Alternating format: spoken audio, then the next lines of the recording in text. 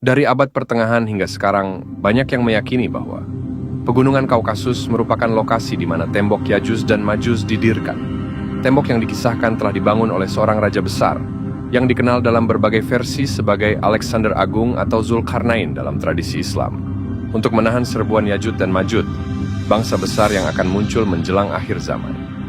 Tembok ini diyakini terletak di wilayah yang kini menjadi kawasan Pegunungan Kaukasus. Kaukasus sendiri memiliki lanskap yang terjal dan tak tersentuh. Pegunungan yang menjulang tinggi dan hamparan hutan belantara yang luas menjadikannya sangat sulit untuk dijelajahi.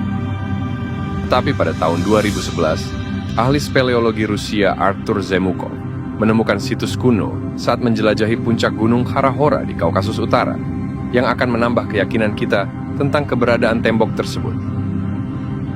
Cerita ini berawal saat Artur Zemukov dan timnya sedang menjelajahi bagian gunung Kaukasus Utara, yaitu puncak Kara-Hora.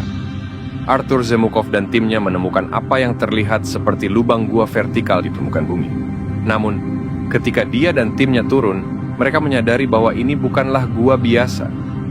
Dinding gua ini dilapisi dengan lempengan batu yang disusun secara geometris dengan sangat sempurna, sehingga menjadi jelas bahwa ini bukanlah proses alami, melainkan hasil karya tangan manusia. Didorong oleh rasa ingin tahu, akhirnya mereka terus turun untuk menyusuri lubang tersebut. Pada saat penurunan, mereka disuguhi pemandangan dinding batu yang dipoles memanjang hingga kedalaman 130 kaki atau 40 meter ke dalam gunung sebelum membuka ke ruang bawah tanah yang lebih luas. Pada saat berada di bagian bawah, mereka menemukan bahwa ruangan bawah tanah ini berbentuk seperti aula dengan ketinggian 36 meter dan memanjang lebih dari 350 kaki, yang dibangun dari balok batu megalitik raksasa yang menyatu secara presisi, hampir sempurna. Balok-balok batu tersebut disusun membentuk sudut siku-siku. Beberapa batu berbobot lebih dari 200 ton telah disusun rapi secara berdampingan dengan jarak yang minimal. Pemandangan ini menimbulkan pertanyaan serius. Siapa yang membangun struktur seperti ini dengan akurasi yang hampir sempurna di bawah tanah? Ketika mereka menjelajah lebih jauh, lorong-lorong tersebut semakin menyempit. Beberapa bagian menjadi terlalu sempit bahkan untuk dilewati oleh seorang anak kecil sekalipun, hingga mereka tidak dapat sepenuhnya menjelajahi strukturnya. Bukti menunjuk pada satu kesimpulan, bahwa ini bukanlah gua alami. Ini adalah struktur buatan manusia dengan kompleksitas yang sangat mencengangkan. Skala dan ketepatan balok-balok megalitik raksasa ini menimbulkan pertanyaan mendalam. Apakah ini merupakan bagian dari tembok yang dibangun oleh Raja Zulkarnain yang telah terkubur selama ribuan tahun lamanya? Ataukah tempat ini merupakan sebuah kota bawah tanah dari peradaban kuno di masa lalu? Seiring dengan tersebarnya berita penemuan tersebut, peneliti lain, Vadim Chernobrov, kepala Kosmopoisk, sebuah organisasi Rusia yang mempelajari anomali, ikut bergabung dengan Zemukov dalam ekspedisi lebih lanjut. Menggunakan pengukuran yang tepat, Chernobrov memetakan bagian yang dieksplorasi dan menghasilkan model 3 dimensi yang membandingkan lubang tersebut dengan roket luar angkasa Soviet. Beberapa pendaki gunung yang menjelajahi wilayah tersebut mencatat bahwa terdapat aliran udara yang konstan di dalam celah, yang mungkin mengindikasikan bahwa lubang tersebut pernah berfungsi sebagai sistem ventilasi untuk kompleks bawah tanah yang lebih luas. Terlepas dari perbedaan pendapat, satu hal menjadi jelas, bahwa situs Kara-Hora bukanlah formasi yang terbentuk secara alami. Ketika Zemukov melanjutkan penelitiannya, ia mulai mengungkap hubungan antara situs Kara-Hora dengan legenda kuno yang diturunkan dari generasi ke generasi di Kaukasus Utara. Dalam sejarah, ada catatan tentang sebuah dinding besar yang dibangun untuk menghalangi invasi dari utara, tepatnya di wilayah yang kini dikenal sebagai Dagestan dan Georgia. Dan sebuah dinding yang telah dibangun oleh Alexander Agung di Kaukasus adalah sebuah legenda pembatas untuk menjaga bangsa barbar tak beradab di utara, biasanya dikaitkan dengan Yajus Majus agar tidak menguasai wilayah selatan. Dengan penemuan situs Kara-Hora ini dapat dikaitkan sebagai salah satu bukti keberadaan tembok Yajus Majus. Artur Zemukov percaya bahwa penemuan situs Kara-Hora hanyalah permulaan, dan masih banyak lagi bangunan luar biasa serta kompleks bawah tanah yang tersembunyi di kedalaman gunung.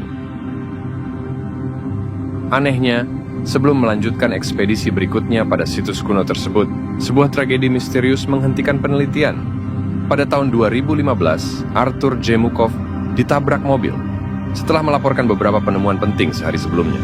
Tapi bukan itu saja.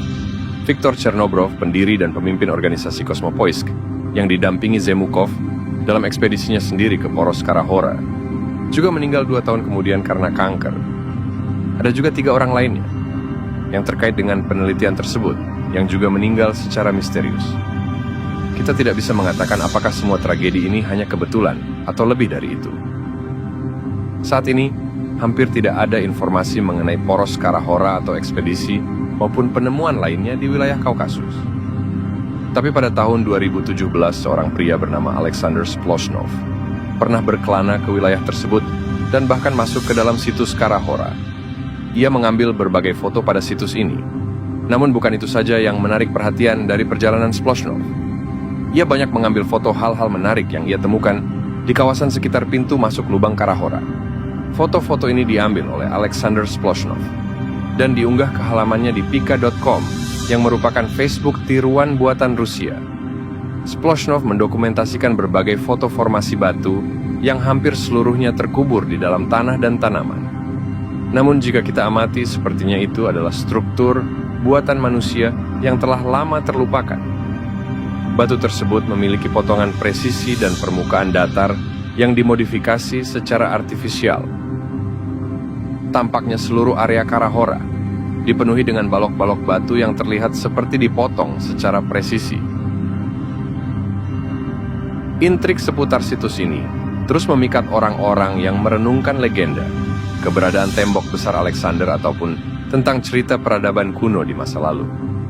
Beberapa orang percaya ini adalah salah satu bukti tentang keberadaan tembok Yajus-Majus. Sementara sebagian yang lain percaya ini adalah proses bentukan alam. Seperti yang telah dijelaskan, banyak peneliti paling aktif di situs ini telah meninggal dan tidak ada kabar mengenai hal tersebut dalam beberapa tahun terakhir. Dan pada akhirnya, asal-usul dan tujuan sebenarnya dari situs Kara-Hora ini masih menjadi misteri.